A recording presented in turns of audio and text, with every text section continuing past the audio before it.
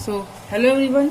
आज हम जो डिस्कस करने जा रहे हैं कंपनी अकाउंट में इंश्योरेंस कंपनी चैप्टर डिस्कस करेंगे, जो कि बहुत इजी है और जिसमें एग्जाम में कम से कम 5 से 6 नंबर का एग्जाम क्वेश्चन जरूर आता है एग्जाम में।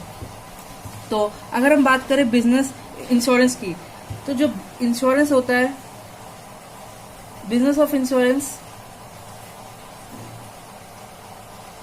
Can be divided in 2 parts. जो इंश्योरेंस को हम 2 पार्ट्स में डिवाइड कर सकते हैं। पहला एक होता है जनरल इंश्योरेंस, दूसरा लाइफ इंश्योरेंस। जनरल इंश्योरेंस में इंक्लूड होता है, जैसे कि आप देखते हो फायर का इंश्योरेंस कराते हैं लोग, मरीन इंश्योरेंस, पानी का जहाज का इंश्योरेंस कराते हैं। जब बुड़ जाता है तो पानी समुद्र के रास्ते जब बुड़ जाते हैं तो उनका जो इंश्योरेंस करवाया जाता है। और लाइफ इंश्योरेंस मतलब जो LIC जो आप प्रीमियम करते हो अपने लिए, जो इंश्योरेंस करवाते हो।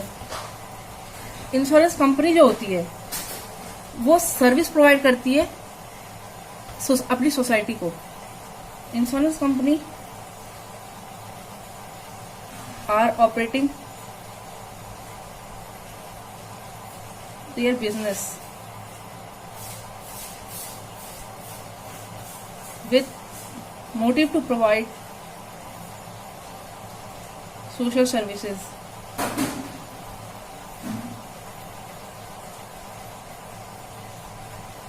to the society। अपनी जो सोसाइटी है उन्हें सोशल सर्विसेज प्रोवाइड करती है इंश्योरेंस कंपनीज। अब जो हम बात करेंगे जनरल इंश्योरेंस, जनरल इंश्योरेंस को आगे 3 पार्ट में और बांटा गया है। वो क्या क्या पार्ट है देखते हैं। General insurance can further divided in 3 parts. पहला फायर इंश्योरेंस, जैसा आपको पता है फायर इंश्योरेंस के बारे में। दूसरा marine insurance, and third miscellaneous insurance.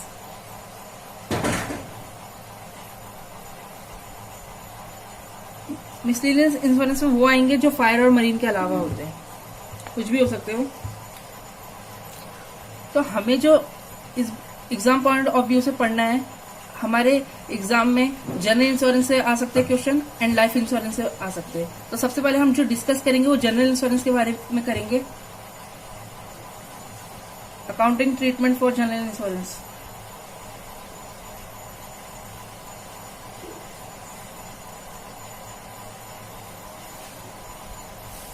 सबसे पहले मैं आपको बता दूं हमें टॉपिक्स क्या क्या कवर करने हैं इसमें जनरल इंश्योरेंस के अंदर। सबसे पहले आता है कंप्यूटेशन ऑफ क्लेम। क्लेम कैसे निकालेंगे। सेकंड आता है कंप्यूटेशन ऑफ प्रीमियम इनकम, जो उन्हें हर साल प्रीमियम इनकम मिलती है लोगों से, किस्त जो मिलती है वो कैसे निकालेंगे। एंड थर्ड आता है कंप्यूटेशन ऑफ क्लेम, जो ब्रोकरेज होते हैं, ब्रोकर्स होते हैं, उनको ब्रोकरेज जब दिया जाता है तो वो कैसे निकालेंगे। और फोर्थ आता है फाइनल अकाउंट्स, जो बनता है final accounts general insurance company का, final accounts of general insurance company.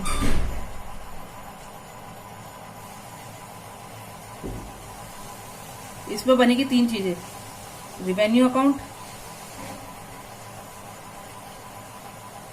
Profit and loss account, and third balance sheet. यहां पे देखना ये बहुत इंपॉर्टेंट है। जो रिवेन्यू अकाउंट बनेगा वो फॉर्म BRA के अंदर बनेगा। फॉर्म बी, इसका फॉर्म होगा फॉर्म BRA, इसका फॉर्म होगा, इसका जो फॉर्म होगा वो फॉर्म BPL होगा। और बैलेंस शीट का जो फॉर्म होगा वो होगा फॉर्म BBS। तो सबसे पहले मैंने जैसे बताया था क्लेम, अभी हम क्लेम का टॉपिक करेंगे। क्लेम और प्रीमियम इनकम इस वीडियो में मैं आपको कवर करा दूंगा। अगली क्लास में हम कंप्यूटेशन ऑफ कमीशन और फाइनल अकाउंट्स पढ़ेंगे और कुछ एग्जांपल्स करेंगे। फिर उसके बाद जो मैं सेपरेट वीडियो बनाऊंगा जिसमें हम सारे के सारे एग्जांपल्स करेंगे। ओके, तो सबसे पहले हम कंप्यूटेशन ऑफ क्लेम का फॉर्मेट देखते हैं। फॉर्मेट क्या है इसका? तो कंप्यूटेशन ऑफ क्लेम, अब इसमें हमें ये चीज ध्यान रखनी है, अभी मैं आपको सब समझाऊंगा। आप इसका स्क्रीनशॉट ले सकते हैं या तो मेरे साथ साथ उतार लीजिए। कंप्यूटेशन ऑफ क्लेम में सबसे पहले आएगा direct business accepted. Direct business accepted, और इसमें पहले लेंगे हम claim paid during the year. जो हमने क्लेम पेड करा है ड्यूरिंग द ईयर उसको यहाँ लेंगे, उसमें ऐड कर देंगे IBNR। अभी मैं समझाऊंगा, आप बस उतारते जाइए इसे कि होता क्या क्या है। Direct business accepted, indirect business accepted, indirect business seeded, ये होता क्या क्या है अभी मैं सब आपको समझाऊंगा। बस अभी आप थोड़ा सा सब्र कीजिए। एंड ऑफ द ईयर में आउटस्टैंडिंग क्लेम जितना है उसे हम प्लस करेंगे और लेस कर देंगे जो हमारा बिगिनिंग ऑफ द ईयर में क्लेम था। हम इसे लेस इसलिए करेंगे क्योंकि जो बिगिनिंग ऑफ द ईयर में जो क्लेम है वो पिछले साल यानी प्रीवियस ईयर में हमारा क्लोजिंग बना होगा, तो वहां पे वो प्लस हो चुका होगा। और बिगिनिंग में इस साल जो है वो पिछले ईयर से रिलेटेड है, इसलिए हम इसको इस बार लेस करेंगे। समझ में आ रही है? अगर आपको कुछ भी प्रॉब्लम आती है तो आप नीचे कमेंट सेक्शन में पूछ सकते हैं। इसी प्रकार इनडायरेक्ट बिजनेस एक्सेप्टेड लिखेंगे और वहां पे लिखेंगे claim paid during the year.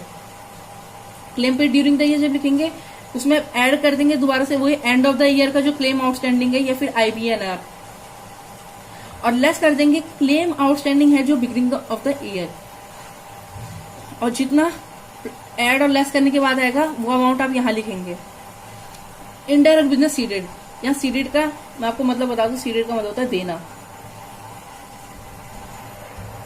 Business दे रहे हैं हम किसी को। अभी समझाऊंगा मैं आपको। इसमें क्लेम रिसीव करेंगे, याद रखना यहाँ पे इंपॉर्टेंट चीज है, ये बहुत इंपॉर्टेंट पॉइंट है, अभी आपको बता रहा हूं मैं थोड़ी देर में। Claim receive during the year जितना हमने करा ऐड कर देंगे receivable at the end of the year. End of the year में जितना रिसीव होना है, और लेस कर देंगे बिगिनिंग ऑफ द ईयर में जितना रिसीव होना था। और जितना ऐड और लेस करने के बाद यहाँ आएगा उसे हम यहाँ लिखेंगे, लेकिन हमें इसे नेगेटिव में लेना है क्योंकि हम निकाल रहे कंप्यूटेशन ऑफ क्लेम पेड, कितना पेड करा है। यहाँ पे हमने रिसीव लिया है क्योंकि इसलिए ये रिसीव का पॉइंट है, इसलिए हम यहाँ पे नेगेटिव में शो करेंगे।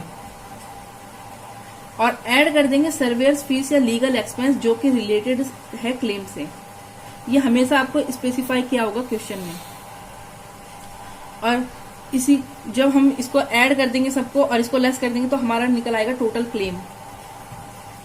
यहाँ पर IBNR का मतलब है इंटीमेटेड बट नॉट रिकॉग्नाइज्ड। तो आइए अब आपको जो वो पॉइंट्स है direct business accepted, indirect business accepted और इनडायरेक्ट बिजनेस सीडेड, उसके बारे में आपको बताता हूँ ये होता क्या है।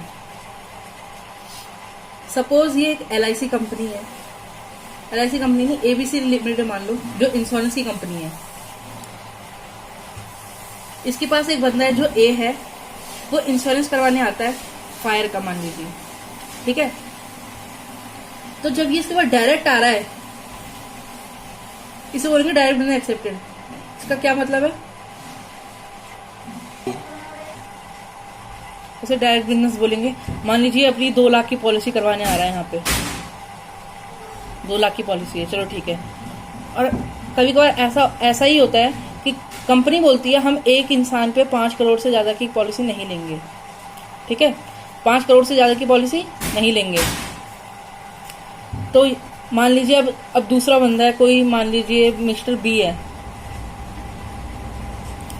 है, वो आ रहा है अपनी 7 करोड़ की पॉलिसी कराने, 7 करोड़ की मान लीजिए पॉलिसी कराने आ रहा है। लेकिन इस सिचुएशन में तो जो कंपनी है वो तो केवल 5 करोड़ की पॉलिसी लेगी, एक इंसान पे तो 5 करोड़ की पॉलिसी ले सकती है। तो ये जो 7 करोड़ है, इस सिचुएशन में क्या होगा, कंपनी दूसरी कंपनी को संपर्क करेगी, 5 करोड़ 7 करोड़ तो उससे पूरे ले लेगी। मान लीजिए 7 करोड़ तो उसने इससे पूरे ले लिए। दूसरी कंपनी जैसे कि मान लीजिए XYZ लिमिटेड है, आधा रिस्क वहां ट्रांसफर कर देगी, मान लीजिए 2 करोड़ की जो पॉलिसी है वो वहां ट्रांसफर कर देगी। इसको बोलते हैं इनडायरेक्ट बिजनेस सीडेड, समझ रहे हो? इसको बोलेंगे इनडायरेक्ट बिजनेस सीडेड,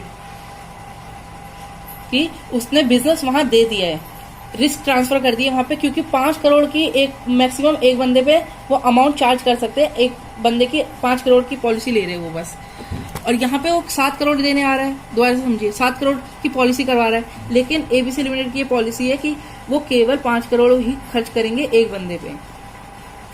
5 करोड़ से ज्यादा की पॉलिसी वो नहीं ले सकते। तो 7 करोड़ देने आ रहा है। इस सिचुएशन में क्या करेगी, वो दूसरी कंपनी को संपर्क करेगी XYZ लिमिटेड, और वहां पे वो बिजनेस उनको कर देगी ट्रांसफर। और अब मैं आपको बताता हूँ इनडायरेक्ट बिजनेस एक्सेप्टेड क्या होता है। अब मान लीजिए, अब जैसे ये कंपनी दूसरे को दे रही है, वैसे कोई दूसरी कंपनी मान लीजिए AC लिमिटेड है, वो भी तो इसे दे रही होगी कुछ। जैसे ये कंपनी उसको दे रही है, वैसे कोई दूसरी कंपनी इसको भी तो दे रही होगी। वैसे ही इसको बोलेंगे indirect business accepted. Indirect business accepted, accept किया है लेकिन ये इनडायरेक्ट तरीके से किया है। वहां पे ये डायरेक्ट तरीके से आ रहा है, यहाँ पे दूसरी कंपनी के थ्रू वो LIC वो इंश्योरेंस कर रहे हैं, तो इसको बोलेंगे इनडायरेक्ट बिजनेस एक्सेप्टेड। और इनडायरेक्ट बिजनेस सीडेड जो मैंने आपको बता दिया, ये कंपनी अगर दूसरी कंपनी को ट्रांसफर कर रही है तो वहां पे बोल देंगे इनडायरेक्ट बिजनेस सीडेड। तो आई होप आपको इतना समझ में आ गया होगा। अब मैं आपको बताता हूँ IBNR का क्या मतलब है। जब कंपनी के पास क्लेम आते हैं ना बहुत सारे लोगों के, जैसे किसी की कार एक्सीडेंट हो जाती है तो जो क्लेम मांगने आते हैं, तो ऐसा तो नहीं है कि कंपनी जैसी उन्होंने बताया कंपनी ने उनको तुरंत क्लेम दे दिया। ऐसा तो नहीं होता, कभी टाइम लगता है, बहुत सारे खर्चे होते हैं कि चेक करने के लिए आते हैं कि सच में ऐसा हुआ है नहीं हुआ है। तो इस प्रोसेस में बहुत टाइम लगता है, कुछ टाइम तो लगता ही है। तो इसका यही मतलब होता है intimated but not recognised. Intimate कर दिया है, बता दिया है, लेकिन अभी रिकॉग्नाइज नहीं किया है।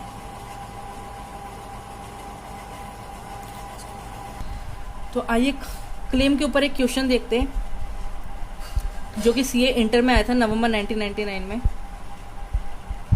तो यहाँ पे बोलता है claim paid during the year direct business का ये देखा है री इंश्योरेंस। री इंश्योरेंस का मतलब यहाँ पे इनडायरेक्ट बिजनेस है, कंफ्यूज मत होना। री इंश्योरेंस मतलब दोबारा से इंश्योरेंस करा दी, तो इनडायरेक्ट बिजनेस है ये। Claim paid during the year ये बोलता है 46,70,000। क्लेम पेबल मतलब आउटस्टैंडिंग, यहाँ पे ये बोलता है बिगिनिंग में 7,63,000 है और 31 मार्च 2004 को मतलब एंड ऑफ द ईयर में 8,12,000 है। ऐसी इनडायरेक्ट बिजनेस एक्सेप्ट जो कराए उन्होंने क्लेम पे किया 7 लाख। क्लेम पेबल जो है मतलब आउटस्टैंडिंग है बिगिनिंग में 87,000 है। क्लेम जो है एंड का जो है वो 53,000 है। और जो क्लेम रिसीव कर रहा है, जो इनडायरेक्ट बिजनेस सीडेड जो मैंने आपको बताया था, वो 2,30,000 है। क्लेम रिसीवेबल मतलब जो रिसीव करना है अभी बिगिनिंग में था 65,000 और एंड ऑफ द ईयर है 1,13,000। यहाँ पे बोलता है एक्सपेंस है जो मैनेजमेंट के वो 2,30,000 है, जिसमें इंक्लूड है 35,000 सर्वेयर फीस और 45,000 legal expense for settlement of claim. जैसे मैं आपको बताया था, जो भी आप एक्सपेंस लेंगे, लीगल एक्सपेंस या सर्वेयर फीस, वो आप रिलेटेड टू क्लेम लेंगे। यहाँ पे बोला है 2,30,000 रुपए फीस, 2,30,000 रुपए एक्सपेंस है, जिसमें से 35,000 और 45,000 ही क्लेम से रिलेटेड है। तो आप केवल 45 और 35,000 ही लेंगे, बाकी को इग्नोर करेंगे। तो आइए स्टार्ट करते हैं कि क्वेश्चन कैसे होगा। आप सबसे पहले इसके स्क्रीनशॉट ले सकते हैं या फिर आप इसको नोट कर सकते हैं कॉपी में।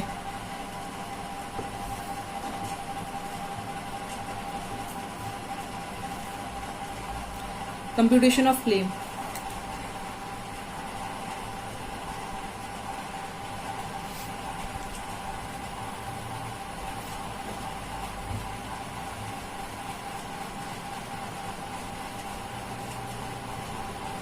पर्टिकुलर्स,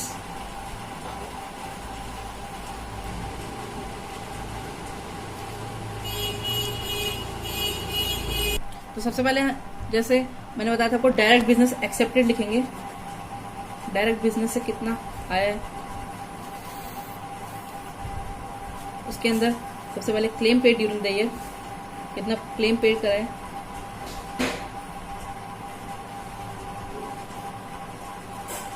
₹46,70,000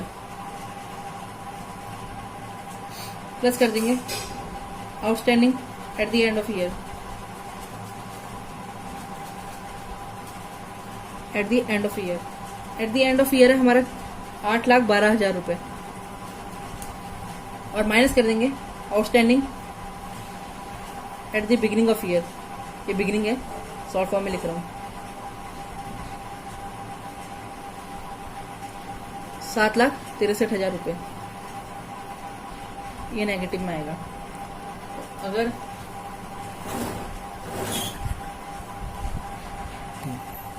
अगर मैं इसको जोड़ू 46,70,000 प्लस 8,12,000 माइनस 7,63,000, तो ये आ रहा है 47,19,000।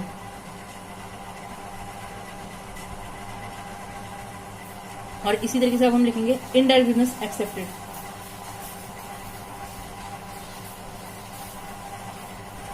Indirect business accepted, indirect business accepted में सबसे पहले claim paid during the year. Claim paid during the year जो हमारा है वो 7 लाख रुपए है, प्लस कर देंगे आउटस्टैंडिंग एट द एंड, वो हमारा है 53,000, माइनस कर देंगे आउटस्टैंडिंग एट द बिगिनिंग, वो हमारा है 87,000। और अगर हम इसको ऐड और लेस करें 7 लाख प्लस 53,000 माइनस 87,000, तो हमारा वो आता है 6,66,000। और इसी तरीके से हम करें तो indirect business seeded,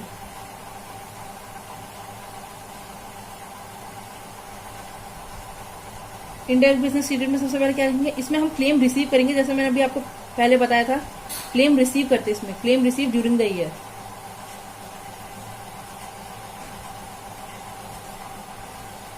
₹2,30,000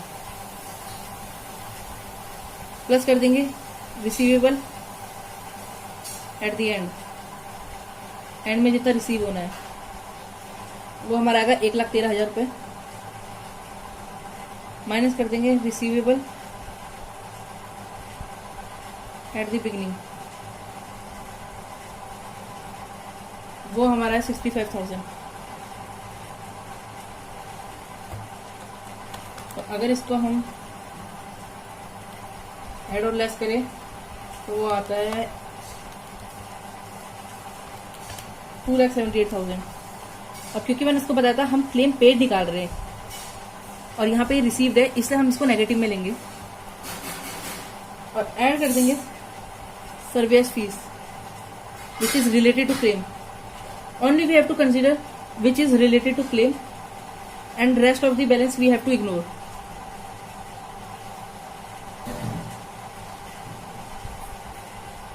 survey fees 35,000 and legal expense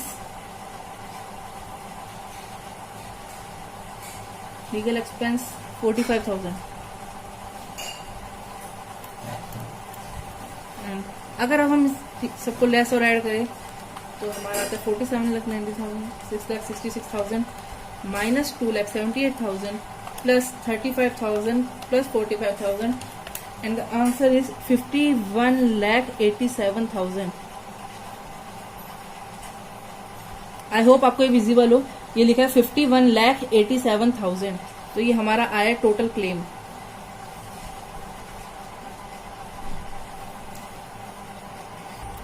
तो आइए अब हम क्वेश्चन नंबर 24 देखते हैं। क्वेश्चन नंबर 24 में बिल्कुल वैसी है, मैं आपको इसको होमवर्क के तौर पे दे सकता हूँ। अगर आपको कोई भी डाउट आता है इसमें तो आप मुझसे कंफर्म कर सकते हैं। अगर आपको इसके आंसर में कोई डाउट होता है तो आप कमेंट सेक्शन में नीचे लिख सकते हैं एंड मैं आपको वहां पे सही आंसर इसका बता दूंगा। तो आप इसका स्क्रीनशॉट ले सकते हैं या फोटो ले सकते हैं, आप इसका स्क्रीनशॉट ले सकते हैं एक बार।